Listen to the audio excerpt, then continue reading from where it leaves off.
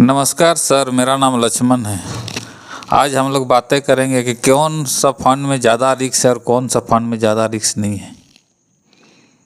2013 में अगर दो आदमी हैं, 2013 में अगर 10 लाख रुपया जमा किया होता तो उसका कैलकुलेशन आज 2013 में अगर 10 लाख रुपया किसी ने जमा किया होता स्मॉल कैप में तो 19% के हिसाब से उसको 95 लाख रुपया मिलता है। वही अगर लार्ज कैप में जमा किया होता 10 लाख का वैल्यू 13 साल में 13.29 के हिसाब से 54 लाख रुपया होता है। और वही पैसा अगर किसी ने बैंक एफडी या पोस्ट ऑफिस में रखा होता तो 10 लाख का वैल्यू 13 साल में 6% के हिसाब से 21 लाख रुपया होता है। इसको हम डायरेक्ट पिछले 10 साल से कैलकुलेशन म्यूचुअल फंड में आपके देखते हैं। इक्विटी स्मॉल कैप में जाते हैं 13 साल और 10 लाख रुपया AUM वाइज के हिसाब से देख लेते हैं। निपॉन इंडिया स्मॉल कैप में किसी ने अगर रखा होता 10 लाख रुपया 2012 में तो 2025 जॉन 11/4/2025 में 1,61,00,000 रुपया बन जाता। 23.82% के हिसाब से AUM साइज देख लीजिए, asset under management. Nippon India small cap में अंदर लगभग 55,480 करोड़ रुपया का एसेट मैनेजमेंट है। दूसरा फंड है आपका SBI small cap. SBI small cap में आपका रिटर्न है 22.724%। इसका AUM है आपका 30,829 करोड़ रुपया। 11/4/2012 में अगर 10 लाख रुपया किसी ने इसमें जमा कर दिया होता तो उसका वैल्यू आज 1,43,00,000 रुपया होता। हम लोग एवरेज ना टॉप 10 में जमा कर देते हैं एवरेज, तो एवरेज का कैलकुलेशन आप देख लीजिए 8.89 यानी लगभग 19%। 19% के हिसाब से आपका ये कैलकुलेशन यहाँ पर देख लीजिए 95 लाख हो गया। आप लार्ज कैप का देखते हैं। लार्ज कैप में अगर किसी ने रख दिया होता 13 साल पहले 10 लाख रुपया तो उसका वैल्यू आज 11/4/2025 टॉप में आता है। जिसका AUM बेस ज़्यादा रहेगा उस टॉप में 1 नंबर में आ जाएगा।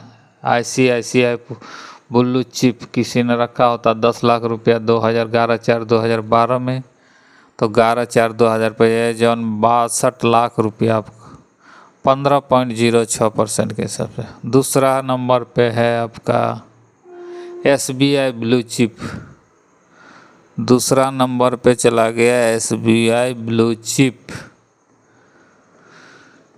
SBI ब्लू चिप में का आपका रिटर्न हो गया 61 लाख 14.924। इसका एसेट अंडर मैनेजमेंट AUM है 49,000 करोड़ का।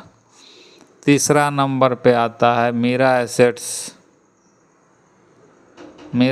लार्ज कैप, जिसका वैल्यू है 10 लाख रुपये तो सब में जमा हो रहा है, लेकिन इसका वैल्यू आ जा रहा है 63 लाख।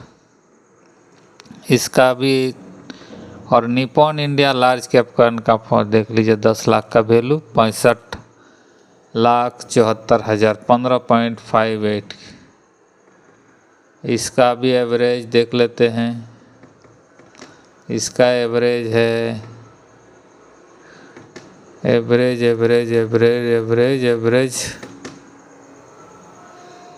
इसका एवरेज है 13.29। तो 13.29 के हिसाब से 54 लाख रुपया और बैंक एफडी है। अगर किसी ने रख दिया होता 10 लाख रुपया स्मॉल कैप में तो उसका 95 लाख बनता। लार्ज कैप में रखता तो 54 लाख रुपया बनता। वही अगर बैंक एफडी में रहता तो 21 लाख रुपया। किसी ने अगर 10 साल के बाद कोई अगर घर खरीदना रहता तो लार्ज कैप में जिनका लगा रहता है 50 लाख रुपया में घर लग खरीद के उनका ख़त्म हो जाता, और वो आज भी 60 की स्पीड में गाड़ी चलाकर काम कर रहे होते हैं। लेकिन जिसने स्मॉल कैप में पैसा लगाया उनका घर खरीदने के बावजूद भी 41 लाख रुपया बच जाता है और आराम से अपना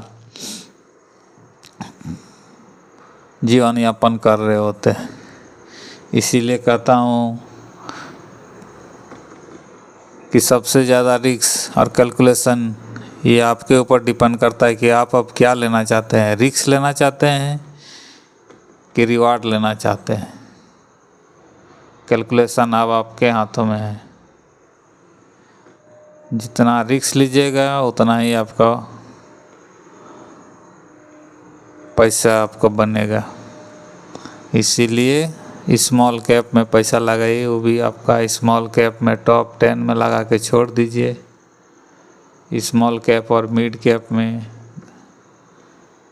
ये स्मॉल कैप का ग्राफ आपका ये है, स्मॉल कैप ये रहा आपका, स्मॉल कैप ये रहा। Nippon India small cap 1 number हो गया, दूसरा नंबर हो गया quant, SBI, HSBC small cap, axis small cap, HDFC। 5 fund लेके छोड़ दीजिए, आपका 10 साल के बाद एक अच्छा कॉर्पस तैयार हो जाएगा। और जब तक कॉर्पस तैयार नहीं हो तब तक छोड़ना नहीं है। इसीलिए हमेशा अगर टाइम ज़्यादा है तो आपका स्मॉल कैप में ही पैसा लगाना चाहिए। आपको इसी तरह म्यूचुअल फंड के बारे में और कुछ जानना है, इन्वेस्टमेंट के बारे में जानना है तो आप इस नंबर पर मुझे व्हाट्सअप कर सकते हैं। आपको ऑनलाइन SIP लेना है तो डिस्क्रिप्शन में दिए गए लिंक में जाके आप हमसे डायरेक्ट जुड़ सकते हैं। रजिस्ट्रेशन करके आप परचेज कर सकते हैं। वीडियो अच्छा लगे तो दोस्तों के बीच शेयर ज़रूर करें, व्हाट्सएप ग्रुप में शेयर ज़रूर करें, और यूट्यूब में वीडियो देख रहे हैं तो वीडियो को लाइक शेयर एंड सब्सक्राइब ज़रूर करें। आपका कोई कमेंट हो, कोई क्वेरी हो तो कमेंट में जाके पूछ सकते हैं। वीडियो पूरा देखने के लिए आपका धन्यवाद। Thank you.